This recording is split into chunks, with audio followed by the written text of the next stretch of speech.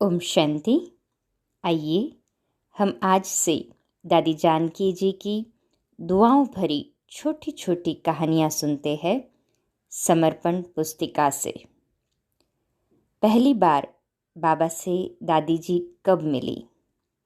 दादी जी पहली बार बाबा से हैदराबाद में सन 1936 में मिली। दादी जी अपने लौकिक पिता के साथ प्रतिदिन प्रातःकालीन भ्रमण के लिए नज़दीक के शहरी उद्यान में जाते थे। एक दिन जब वे उद्यान से लौट रहे थे, उन्होंने दादा लेखराज को अपनी तरफ आते देखा।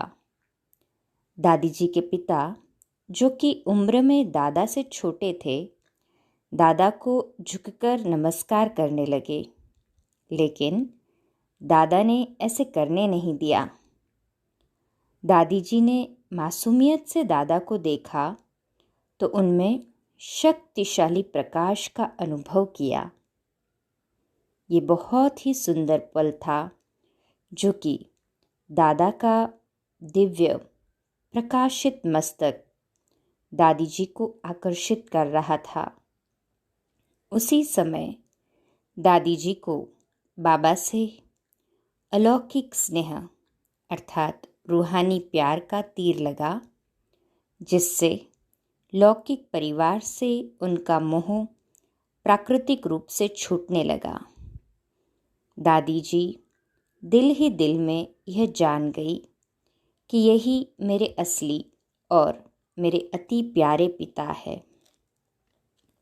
परमात्मा के लिए दादी जी की जो खोज थी वह समाप्त हुई। दादी जी के दिल में यह पक्का आभास हो गया कि परमात्मा को उन्होंने पा लिया। उसी दिन से इस संबंध को सहजने की लगन उनके अंदर लग गई। हम सब भी अपने परमपिता परमात्मा को पाने की महसूसता रखते हैं ना। अब परमात्मा साथ के इस मीठे संबंध को खास बनाकर रखने की जिम्मेवारी हमारी है।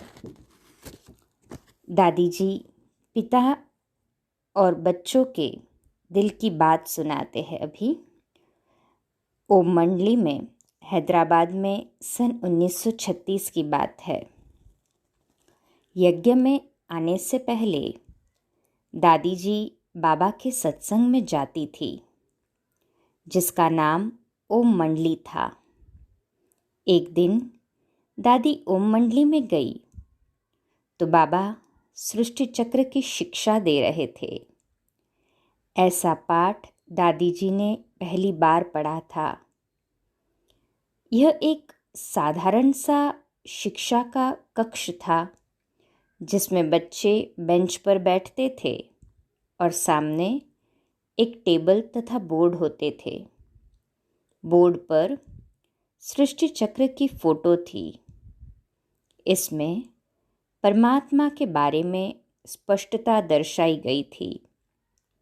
परम शिक्षक अपनी महान विडंबन अर्थात प्रज्ञा का यह महान पाठ पढ़ा रहे थे।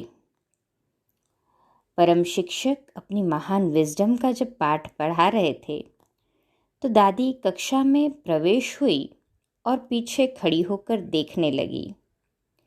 लेकिन इसी बीच बाबा की नज़र दादी पर पड़ी और प्यार भरी दृष्टि पाकर दादी ने मन ही मन कहा, बाबा मैं आपकी हूँ, आपके लिए यहाँ आई हूँ। अब आपकी बारी है आकर मेरा स्वागत करने की।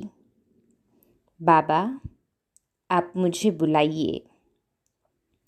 अगले ही पल बाबा ने कहा, जनक बेटा आओ, स्वागत है। दिल ही दिल में ये संवाद जारी रहा। अगले ही पल दादी के दिल में एक दूसरा उमंग भरा संकल्प आया कि बाबा अब आपको यहाँ मेरे पास आना होगा। और यही हुआ भी। क्लासरूम के पीछे बाबा गए और प्यार से दादी को गले लगा लिया। ये दादी जी के लिए ईश्वर के प्रति विश्वास भरे खास पल थे। दादी जी ने काफ़ी बार प्रैक्टिकल में यह अनुभव किया कि उनके दिल के संकल्प ने बाबा के दिल को स्पर्श किया। दिल की हर एक बात बाबा सुन लेते थे। वे अनेकों को यही समझाती कि अनेकों बार उन्होंने ये महसूसता की बिना बोले ही बाबा उनके मन के विचार तुरंत समझ लेते थे। और जब भी वे कभी दिव्य और शक्तिशाली संकल्प करती थी तो उनका विश्वास था कि बाबा उसे सिर्फ सुनेंगे ही नहीं बल्कि अवश्य पूरा भी करेंगे। यही बात हम सभी के लिए भी लागू होती है। हम बाबा को अपने दिल के करीब रखते हैं। वे बस हमसे एक संकल्प की दूरी पर है और जब हम निश्चय बुद्धि होकर दिव्य श्रेष्ठ संकल्प करते हैं तो बाबा उसका जवाब व रिस्पॉन्ड ज़रूर देते हैं। आगे का शेष भाग नेक्स्ट सेशन में अपलोड किया जाएगा। तब तक इस गुह्य अनुभव के साथ में खास रात्रि में इस कहानी को सुनाने का उद्देश्य यही है कि बाबा ने जैसे दादी जी को प्रैक्टिकल में पालना दी, हम भी अव्यक्त बाप दादा की पालना सूक्ष्म में ले और उसका अनुभव करें। सोने से पूर्व बाबा के पास अपने मन की बातें रख दे ताकि बाबा भी हमारी मन की बातों को सुने और हम जैसा बाबा का बनना चाहते हैं, बाप समान बनना चाहते हैं, उस अवस्था